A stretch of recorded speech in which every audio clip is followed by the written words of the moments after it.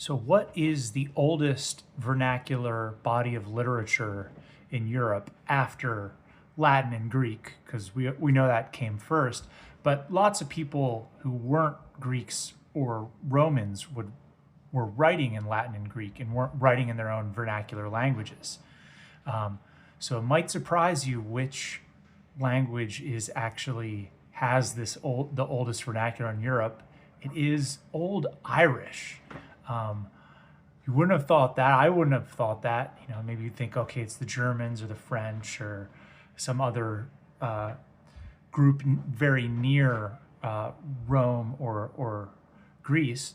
But the ancient Irish, after their conversion to Christianity and St. Patrick, had immediately starting to write down all their old mythologies, their history of their kings. They wrote down legal codes. They wrote down commentaries on the Gospels, and they created a huge body of literature. There's the Book of Leinster, the Book of Armagh. There's the Census More.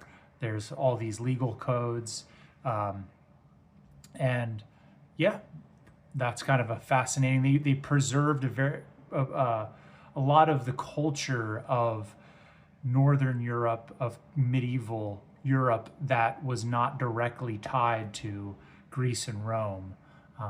And so you'll find a lot of interesting stuff in the early Irish literature. It's a super strange language. It's got a lot of really odd features that are odd compared to other Indo-European languages.